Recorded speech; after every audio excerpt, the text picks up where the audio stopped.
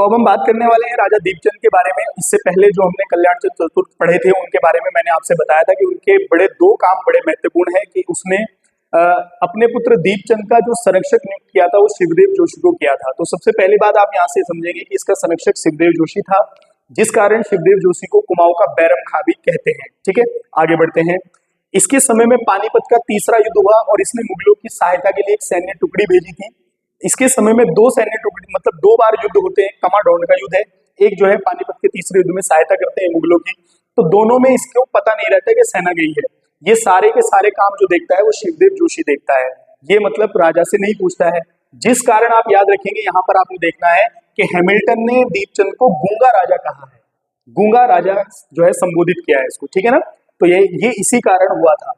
अब यहाँ से पेपर में प्रश्न भी बनता है कि तमाडोंड का युद्ध जो है किसके समय में हुआ है, तो आप याद रखेंगे शिवदेव जोशी एक ओर से दीपचंद का यानी कि जो दीपचंद के संरक्षक थे और दूसरी ओर नरपति गुलेरिया, इनके बीच तमाडोंड का युद्ध हुआ है। ठीक है ना, अब यहाँ से आप याद रखेंगे इस शिवदेव जोशी ने दीपचंद के कार्यकाल में क्या किया। तो दो बार तो सैन्य अभियान हुए हैं, मैंने आपको बता दिया, नहीं पूछा गया।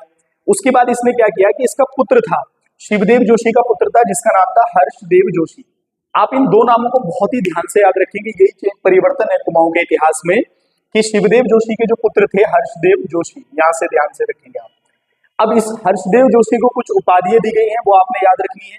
इसे कुमाऊं का चाणक्य, कुमाऊं का किंग मेकर, कुमाऊं का अर्लवारली या कुमाऊं काली कुमाऊं का चाणक्य भी इसको कहा जाता है। ठीक है ना, कुमाऊं का चाणक्य तो ये हो गया था शिवदेव जोशी, काली कुमाऊं का चाणक्य भी जो है किसको कहा जाता है, हर्षदेव जोशी को कहा जाता है। ऐसा माना जाता है कि इसने 8 राजाओं को शासन में लाया और फिर उतारा। अभी जितने भी परिवर्तन आपको कुमाऊं के इतिहास में देखने को मिलेंगे, सारे के सारे काम जो है हर्षदेव जोशी ही मेंटेन करेंगे। ठीक है ना, अंग्रेजों को गोरखों को बुलाकर लाना है आक्रमण के लिए, गढ़वाल के राजा को आक्रमण के लिए बुलाना है या खुद आक्रमण करना है या विद्रोह करना है, ये सारे के सारे काम ये करेगा। अब यहाँ से आपने ध्यान रखना है, और शिवदेव जोशी एक काम ये करते हैं दीपचंद के शासनकाल में कि हर्षदेव जोशी को जो अपनी जगह थी दीपचंद के शासनकाल में वो दे देते हैं और दीपचंद से इसको जो है बख्शी की उपाधि भी दिलवा देते हैं। मैंने आपसे बताया था जो उपाधि जो है शिवदेव जोशी को कल्याण चंद चतुर्थ ने दी थी, वही उपाधि दीपचंद से जो है शिवदेव जोशी अपने पुत्र हर्षदेव जोशी को दिलवा देते हैं।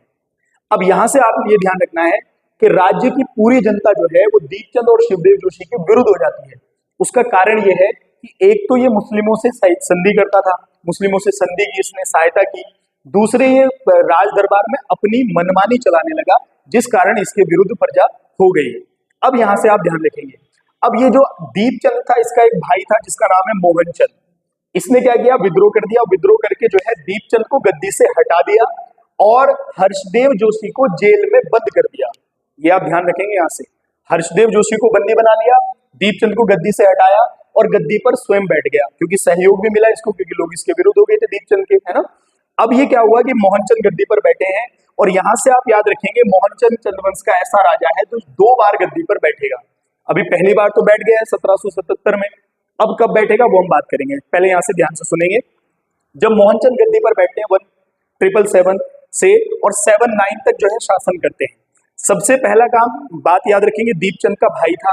अब क्या हुआ कि जैसे ही इनका जो भाई था ये मोहनचंद, जब ये गद्दी पर बैठता है और हर्षदेव जोशी को बंदी बना लेता है, तो हर्षदेव जोशी जेल से भागने में सफलता प्राप्त कर लेते हैं, मतलब भाग जाता है और भागकर ये जो है गढ़वाल जाता है। और इस समय गढ़वाल का जो राजा होता है वो कौन होता है, ललित शाह होता है। गढ़वाल में जो शासन कर रहे होते हैं ललित शाह शासन कर रहे होते हैं, बड़े फेमस राजा हैं, उनके बारे में हम आपको बताएंगे। अब ये जो है गढ़वाल के राजा ललित शाह को कुमाऊं पर आक्रमण के लिए आमंत्रित करते हैं और वो सेना लेकर आ भी जाते हैं, और जिस कारण एक युद्ध हमें देखने को मिलता है जिसका नाम है बगवाली पोखर का युद्ध, 1779 में होता है। एक और थे ललित शाह, दूसरी ओर थे मोहनचंद, और मोहनचंद की सहायता कर रहे थे लाल सिंह। ये आप ध्यान रखेंगे, लाल सिंह भाई थे इनके, ठीक है, जैसे भी है आपको बताएंगे। उसके बाद जब ये युद्ध में मोहनचंद हार जाता है तो मोहनचंद यहाँ से लखनऊ भाग जाते हैं। कहां पर, लखनऊ भाग जाते हैं, और कुमाऊं की गद्दी खाली हो गई क्योंकि राजा है नहीं।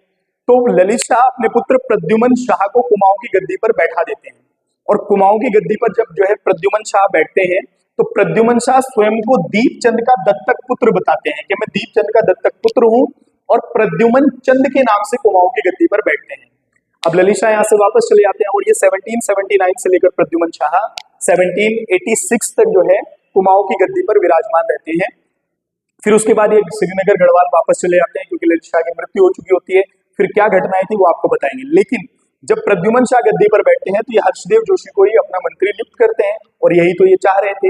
अब हम बात करेंगे दोस्तों प्रद्युमन चंद की या प्रद्युमन शाह की, कब तक शासन करेगा कुमाऊं पर और उसके बाद कौन कुमाऊं पर आएगा। लेकिन अभी जो है केवल दो राजाएं आपको देखने को मिलेंगे। प्रद्युमन शाह के बाद आएगा सीधा मोहनचंद दोबारा से आएंगे और उसके बाद महेंद्रचंद और उसके बाद कुमाऊं का जो है वंश समाप्त हो जाएगा, चंद वंश, ठीक है ना, कुमाऊं में, और गोरखों का शासन आ जाएगा। तो मिलते हैं नई वीडियो में प्रद्युमन शाह या प्रद्युमन चंद को लेकर। तब तक के लिए धन्यवाद।